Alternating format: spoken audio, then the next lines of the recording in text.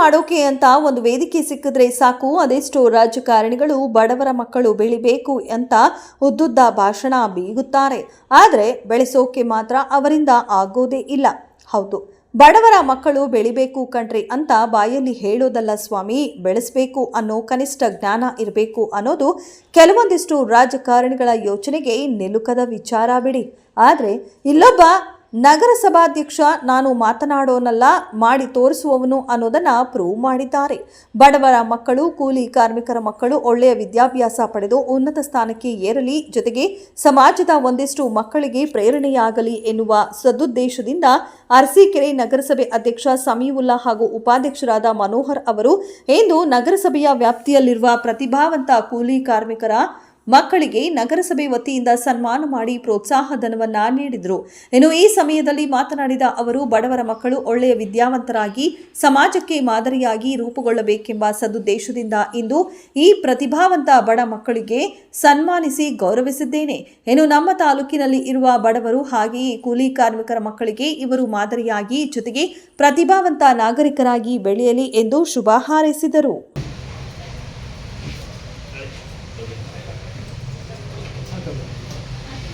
ಗಾಡಿ ತಗೊಂಬಂದಲ್ಲಿ ಇಲ್ಲ ಗಾಡಿಲಿ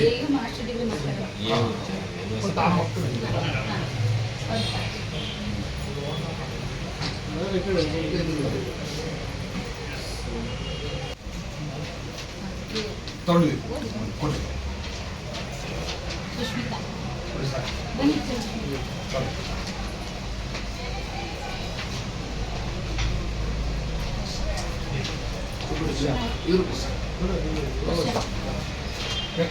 ಬನ್ನಿ ಮುಂದೆ ಸ್ವಲ್ಪ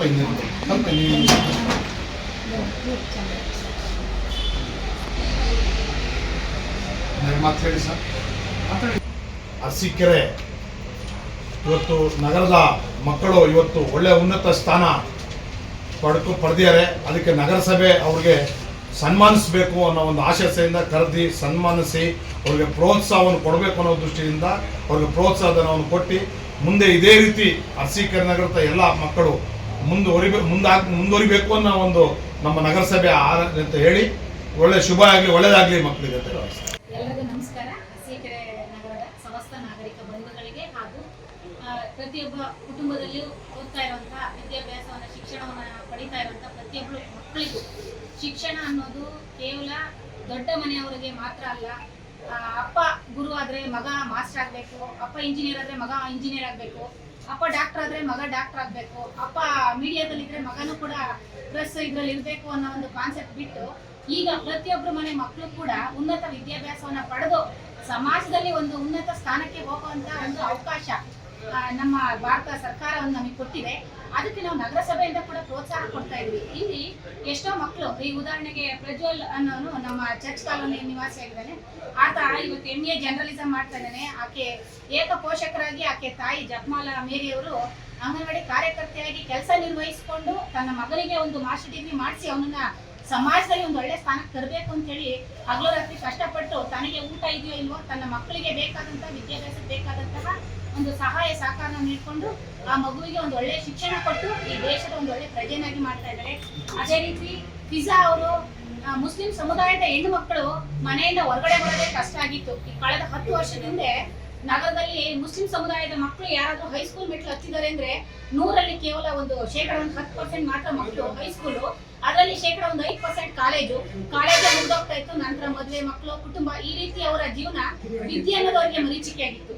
ಆದ್ರೆ ಇವತ್ತಿನ ಸಮಾಜದಲ್ಲಿ ಶಿಕ್ಷಣ ಸರ್ವತೋಮುಖ ಸರ್ವ ಜನರಿಗೆ ಸಿಗ್ಬೇಕು ಅನ್ನೋ ಒಂದು ವಿಚಾರವನ್ನ ಮುಂದಿಟ್ಕೊಂಡು ಎಲ್ಲಾ ಸಮಾಜದ ಹೆಣ್ಣು ಮಕ್ಕಳಂತೆ ಮುಸ್ಲಿಂ ಸಮಾಜದ ಹೆಣ್ಮಕ್ಳು ಕೂಡ ಒಂದು LLB ಮಾಡಿ ಒಂದು ವಕೀಲ ವೃತ್ತಿಯನ್ನ ಮಾಡಬೇಕು. ಮುಂದೆ ತಾನು ನ್ಯಾಯಾಧೀಶರಾಗಿ ಜಡ್ಜ್ ಆಗಿ ತಾನು ಕಾರ್ಯನಿರ್ವಹಿಸಬೇಕು. ತನ್ನ ತಂದೆ ಕೂಲಿ ಮಾಡ್ತಾರೆ, ಗಾರೆ ಕೆಲಸ ಮಾಡ್ತಾರೆ, ತನ್ನ ಗಾರೆ ಕೆಲಸ ಮಾಡಿ ತಾಯಿ ಟೈಲರಿಂಗ್ ಮಾಡ್ತಾರೆ ಮನೆಯಲ್ಲೇ ಅಂತ ಒಂದು ಸಣ್ಣ ಕುಟುಂಬದಲ್ಲಿ ಹುಟ್ಟಿ ಬೆಳೆದಂತ ಮಗು ಇವತ್ತು LLB ಮಾಡಿ ಒಂದು ವಕೀಲ ವೃತ್ತಿಯನ್ನು ಮಾಡೋದ್ರ ಜೊತೆಗೆ ಒಬ್ಬ ನ್ಯಾಯಾಧೀಶರಾಗಿ ಇರ್ಬೇಕು ಅನ್ನೋ ಒಂದು ಕನಸನ್ನ ಕಟ್ಟಿದ್ದಾಳೆ.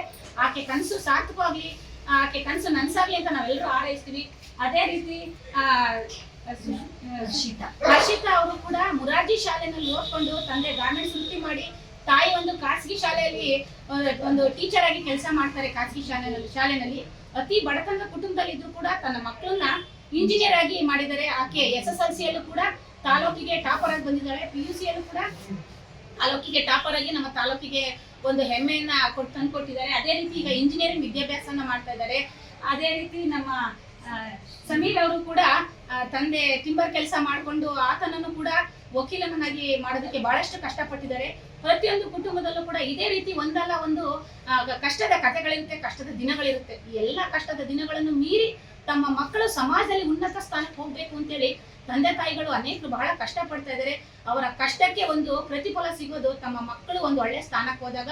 ಇವತ್ತು ಆ ಸ್ಥಾನಕ್ಕೆ ಬಂದಿರುವಂತಹ ಮಕ್ಕಳಿಗೆ ನಮ್ಮ ನಗರಸಭೆಯಿಂದ ಒಂದು ಪ್ರೋತ್ಸಾಹಧನವನ್ನು ನೀಡೋದ್ರ ಮುಖಾಂತರ ಉಳಿದ ಮಕ್ಕಳಿಗೆ ಇನ್ನು ಉಳಿದ ಮಕ್ಕಳು ಯಾರು ಓದ್ತಾ ಇದ್ದಾರೆ ಅವರು ಕೂಡ ಇದೊಂದು ಪ್ರೋತ್ಸಾಹ ಆಗ್ಲಿ, ಇದರಿಂದ ಅವರಿಗೆ ಪ್ರೇರಣೆ ಸಿಗ್ಲಿ ಅಂತ ಹೇಳಿ ಆಶಿಸ್ತಾ ನಾವು ಅವ್ರಿಗೊಂದು ಸಣ್ಣ ಸನ್ಮಾನ ಮಾಡಿ ಅವರ ಒಂದು ಕೆಲಸಕ್ಕೆ ನಾವು ತಂದೆ ತಾಯಿಗೂ ಕೂಡ ಈ ಒಂದು ಅವ್ರು ಏನ್ ಸ್ಥಾನಕ್ಕೆ ಹೋಗಿದ್ರೆ ಅದಕ್ಕೆ ಅವ್ರಿಗೆ ಸಿಕ್ಕಂತ ಪ್ರತಿಯೊಂದು ಗೌರವ ಸನ್ಮಾನ ಕೂಡ ಅವರ ತಂದೆ ತಾಯಿಗಳಿಗೆ ಸಲ್ಲಲಿ ಅಂತೇಳಿ ಆಶಿಸ್ತೇವೆ. ಈ ಒಂದು ಕಾರ್ಯವನ್ನು ನಡೆಸ್ತಾ ಇರುವಂತಹ ನಗರಸಭೆ ಅಧ್ಯಕ್ಷರಾದ ಸಮೀವುಲ್ಲಾ ಅವರಿಗೆ, ಉಪಾಧ್ಯಕ್ಷರು ಮನೋಹರ್ ಅವರಿಗೆ ಹಾಗೂ ಆಯುಕ್ತರಾದ ಕೃಷ್ಣಮೂರ್ತಿ ಸರ್ ಅವರಿಗೆ ನಾವೆಲ್ಲರ ಪರವಾಗಿ ನಗರದ ಜನತೆ ಪರವಾಗಿ ವಂದಿಸ್ತೀವಿ. ಉಳಿದ ಮಕ್ಕಳಿಗೆ ಇದು ಪ್ರೇರಣೆ ಆಗಲಿ, ಇನ್ನು ಹೆಚ್ಚು ಮಕ್ಕಳು ನಮ್ಮ ನಗರದ ಮಕ್ಕಳು ಒಳ್ಳೆ ಸ್ಥಾನಕ್ಕೆ ಹೋಗಿ ಒಳ್ಳೆ ಉನ್ನತ ವಿದ್ಯಾಭ್ಯಾಸವನ್ನು ಮಾಡಿ ಇಡೀ ಭಾರತದಾದ್ಯಂತ ಹೆಸರನ್ನು ಸಂಪಾದಿಸುವಂತ ವ್ಯಕ್ತಿಗಳಾಗಲಿ ಅಂತೇಳಿ ನಾನು ಎಲ್ಲರ ಪರವಾಗಿ ಆಶಿಸ್ತೀನಿ. ನಮಸ್ಕಾರಗಳು. ನಾನು ಫಿಜಾ ಮುಜಾರ್ ಮೂಲದ 12ನೇ ವಾರ್ಡಿನಲ್ಲಿ ವಾಸವಾಗಿದ್ದೇನೆ. ನಾನು ಇವಾಗ ವಕೀಲಿ ಎಂದು ಗುರುತಿಸಿ ನಗರಸಭೆಯ ಅಧ್ಯಕ್ಷರು ಮತ್ತು ಉಪಾಧ್ಯಕ್ಷರು ಅನ್ನಪೂರ್ಣ ಮೇಡಮ್ ಅವರು ತುಂಬಾ ಸಹಾಯ ಮಾಡಿದ್ದಾರೆ. ಅವರು ನನಗೆ ಗುರುತಿಸಿ ಇವಾಗ ಸನ್ಮಾನ ಮಾಡಿದ್ದಕ್ಕೆ ಎಲ್ಲ ನಗರಸಭೆಯ ಅಧ್ಯಕ್ಷರಿಗೆ, ಉಪಾಧ್ಯಕ್ಷರಿಗೆ ಮತ್ತು ಸದಸ್ಯರಿಗೆ ನನ್ನ ವಂದನೆಗಳನ್ನು ಸಲ್ಲಿಸುತ್ತೇನೆ. ಮತ್ತೆ ಈ ತರನೇ ಎಲ್ಲಾ ಮಕ್ಕಳು ಮುಂದೆ ಓದ್ಬೇಕು, ನನ್ನಿಂದ ಪ್ರೇರಣೆ ಆಗ್ಬೇಕು, ನೀವು ಒಳ್ಳೆ ಸಮಾಜದಲ್ಲಿ ಒಳ್ಳೆಯ ಹೆಸರು ಗಳಿಸ್ಬೇಕು ಅಂತ ಹೇಳ್ತೀನಿ. ನಮಸ್ಕಾರ. ನಗರಸಭೆಯ ಅಧ್ಯಕ್ಷರು ಮತ್ತು ಉಪಾಧ್ಯಕ್ಷರು ಮತ್ತು ನಗರಸಭೆಯ ಎಲ್ಲ ಸದಸ್ಯರುಗಳು ನನ್ನ ನಮಸ್ಕಾರಗಳು. ನನ್ನ ಹೆಸರು ಸಮೀರ್ ಅಂತ. ನಾನು ಹೈಸ್ಕೂಲ್ ಮತ್ತು PU ಓದಿದ್ದು ಅರಸೀಕೆರೆಯಲ್ಲೇ, ಡಿಗ್ರಿ ಮಾಡಿದ್ದು ಚಿತ್ತೂರು ಗೌರ್ಮೆಂಟ್ ಕಾಲೇಜಲ್ಲಿ. ನಂತರ ನಾನು ಕಾನೂನು ವಿದ್ಯಾಭ್ಯಾಸ ಮಾಡಬೇಕಂತ ಕೃಷ್ಣ ಲಾ ಕಾಲೇಜಿಗೆ ಹೋಗಿ ಸೇರಿಕೊಂಡೆ. ನಂತರ ನಮ್ಮ ಅಪ್ಪ ಅಮ್ಮ ಕಷ್ಟಪಟ್ಟು ಓದಿಸ್ರಿಂದ ನಾನು ಕಷ್ಟಪಟ್ಟು ಈ ಸ್ಥಾನವನ್ನು ಪಡ್ಕೊಂಡಿದ್ದೀನಿ. ಇದೇ ರೀತಿ ಎಲ್ಲ ಮಕ್ಕಳು ಸಹ ಸಮಾಜದಲ್ಲಿ ಚೆನ್ನಾಗಿ ಓದಿ ಒಂದು ಸ್ಥಾನವನ್ನು ಪಡಿಬೇಕಂತ ಹೇಳಿ ನನ್ನ 2 ಮಾತನ್ನು. ನಗರಸಭೆ ಅಧ್ಯಕ್ಷರು, ಉಪಾಧ್ಯಕ್ಷರು ಮತ್ತು ಅನ್ನಪೂರ್ಣ ಮೇಡಮ್ ಎಲ್ಲರಿಗೂ ನಮಸ್ಕಾರ. ನಾವು ಒಂದು ಶಾಲೆಯಲ್ಲಿ ಟೀಚರಾಗಿ ವರ್ಕ್ ಮಾಡ್ತಾಯಿದ್ದೀನಿ. ಮತ್ತು ನಮ್ಮ ಯಜಮಾನರು ಗಾರ್ಮೆಂಟ್ಸಲ್ಲಿ ಕೆಲಸ ಮಾಡ್ತಾರೆ. ನನಗಿಬ್ಬರು ಮಕ್ಕಳು ಸರ್. ಒಬ್ಬಳು ಇಂಜಿನಿಯರಿಂಗ್ ಕಂಪ್ಲೀಟ್ ಆಗಿದೆ ಇವಾಗ. ಎಲ್ಲ ಪೇರೆಂಟ್ಸಿಗೆ ಏನು ಹೇಳೋದು ಅಂದರೆ ಸರ್, ನಮ್ಮ ಕಷ್ಟ ಇರುತ್ತೆ, ನಮ್ಮ ಥರ ನಮ್ಮ ಮಕ್ಕಳು ಆಗಬಾರ್ದು. ಓದಿಸ್ಬೇಕು ಸರ್, ಎಲ್ಲರೂ ಚೆನ್ನಾಗಿ ಓದಿಸ್ಬೇಕು. ಗೌರ್ಮೆಂಟ್ ಶಾಲೆ ಬೇಕಾದಷ್ಟು ಶಾಲೆಗಳಿದ್ದಾವೆ. ನಾವು ಬುದ್ಧಿವಂತರಾಗಿ ಅವರು ಓದಿಸಿದ್ರೆ ನಮಗಿಂತ ಚೆನ್ನಾಗಿ ಆಗ್ತಾರೆ ಸರ್, ನಮ್ಮನ್ನು ಚೆನ್ನಾಗಿ ಸಾಕ್ತಾರೆ. ಇಷ್ಟು ಹೇಳೋಕ್ಕೆ ಇಷ್ಟಪಡ್ತೀನಿ ಸರ್. ನಮಸ್ಕಾರ.